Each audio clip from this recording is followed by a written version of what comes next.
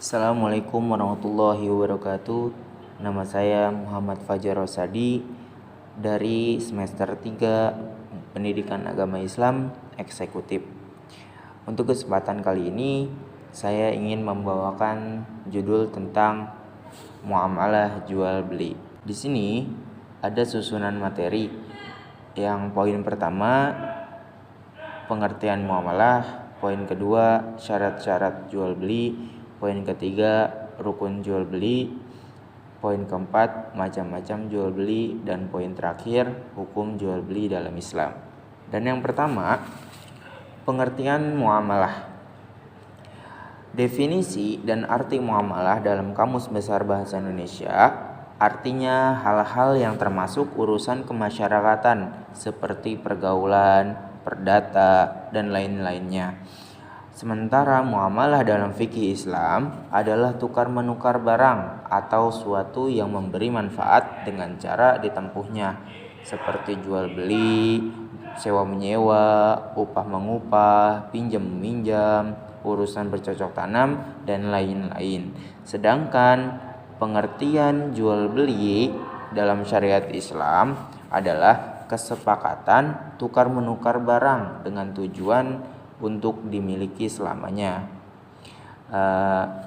Penjelasan ini dibenarkan sesuai dengan firman Allah Subhanahu wa taala pada Quran surat Al-Baqarah ayat 275 yang artinya, dan Allah telah menghalalkan jual beli dan mengharamkan riba. Di poin yang kedua yaitu ada syarat-syarat jual beli. A. Penjual dan pembelinya haruslah baligh, berakal sehat, dan atas kehendak sendiri. Arti kehendak sendiri yakni tidak ada paksaan dari siapapun. Dan yang B, uang dan barangnya haruslah halal dan suci. Arti halal dan suci di sini adalah tidak boleh menjual barang-barang yang haram seperti arak, bangkai, begitu juga dengan babi. Selanjutnya, bermanfaat. Nah, bermanfaat di sini artinya membeli barang yang tidak bermanfaat sama dengan menyia-nyiakan harta atau pemboros. Hal tersebut telah dijelaskan dalam Quran surat Al-Isra ayat 27 yang artinya sesungguhnya pemboros-pemboros itu adalah syaitan, dan syaitan itu adalah sangat ingkar kepada Tuhannya. Selanjutnya, keadaan barang dapat diserah terimakan. Artinya tidak sah menjual barang yang tidak dapat diserah terimakan. Contohnya menjual ikan dalam laut, kemudian menjual anak sapi yang sedang dalam kandungan induknya, atau barang yang sedang dijadikan jaminan, sebab semua itu mengandung tipu daya. Kemudian milik sendiri. Jadi barang yang dijual atau dibeli haruslah milik sendiri, tidak boleh memiliki orang lain. Rasulullah SAW bersabda, tidak sah jual beli melainkan atas barang yang dimiliki. Hadis riwayat Abu Daud dan Tirmizi. Kemudian ijab qabul. Ijab qabul di sini adalah seperti pernyataan penjual. Seperti ini, saya jual barang ini dengan harga sekian. Pembeli menjawab, baiklah, saya membeli. Dengan demikian berarti jual beli itu berlangsung dengan suka sama suka. Rasulullah SAW bersabda, sesungguhnya jual beli itu hanya sah jika suka sama suka. Hadis riwayat Ibnu Hibban. Ada poin ketiga yaitu rukun jual beli. Rukun jual beli ada 3 yang harus ada, yaitu aqidain, yakni penjual dan pembeli atau disebut subjek jual beli. Yang kedua, ma'qud alaihi, yakni barang yang ditransaksikan untuk jual beli atau disebut juga objek jual beli. Yang terakhir, ijab qabul, ucapan serah terima antara penjual dan pembeli. Jika dalam melakukan jual beli tidak ada rukun 1 saja dinyatakan transaksi jual belinya haram. Ada poin yang keempat, macam-macam jual beli. Macam-macam jual beli ini terbagi menjadi 3. Ada yang jual beli yang sah atau sahih, dan ada jual beli terlarang atau batil, dan yang terakhir ada jual beli fasid.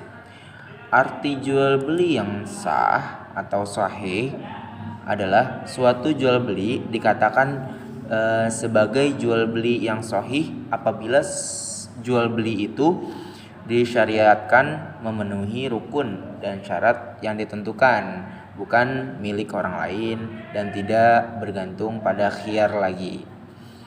Yang kedua, jual beli terlarang atau jual beli yang batil.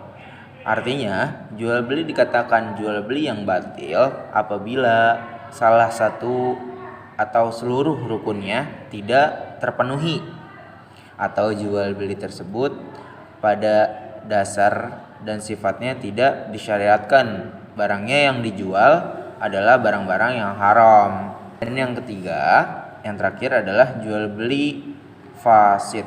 Jual beli fasid itu adalah jual beli yang rusak, dan apabila kerusakan itu menyangkut harga barang dan boleh diperbaiki. Baik, selanjutnya slide kelima, yaitu hukum jual beli. Dalam agama Islam terdapat beberapa dasar hukum jual beli pada Al-Quran. Dijelaskan pada Quran surat Al-Baqarah ayat 198 dan Quran surat Al-Baqarah ayat 275 yang berbunyi, Laisa 'alaikum junahun an tabtaghu fadlam mir rabbikum, yang artinya bukanlah suatu dosa bagimu mencari karunia dari Tuhanmu. Selanjutnya, wa ahallallahul bai'a wa harramar riba, padahal Allah telah menghalalkan tujuan jual beli dan mengharamkan riba. Pada 2 ayat ini dijelaskan sudah sangat jelas hukum jual beli, yaitu halal atau boleh diperbolehkan. Di sini ada pertanyaan, mengapa hukum jual beli menjadi haram? Dijelaskan di slide berikutnya. Karena ada 2 yang dapat mengubah hukum jual beli menjadi haram. Yang pertama riba, dan yang kedua kezoliman dari salah satu pihak. Yang pertama, riba. Riba adalah kondisi adanya tambahan atau keterlambatan saat transaksi jual beli. Hal ini merupakan dosa besar yang hukumnya jelas haram, sehingga jika pada sebuah transaksi jual beli terdapat riba, maka hukum jual beli tersebut menjadi haram. Nah, yang kedua, kezoliman dari salah satu pihak. Transaksi jual beli dilakukan untuk tujuan baik dan saling menguntungkan. Baik penjual maupun pembeli seharusnya bersikap jujur dan amanah pada perannya. Kezoliman dari salah satu pihak bisa membuat hukum jual beli tersebut menjadi haram. Jadi kezoliman dari salah satu pihak itu misalnya seperti menjual barang busuk atau barang yang sudah tidak layak pakai itu dijual. Dan baik, saya ucapkan terima kasih, kurang lebihnya mohon maaf. Billahi taufiq wal hidayah. Wassalamualaikum warahmatullahi wabarakatuh.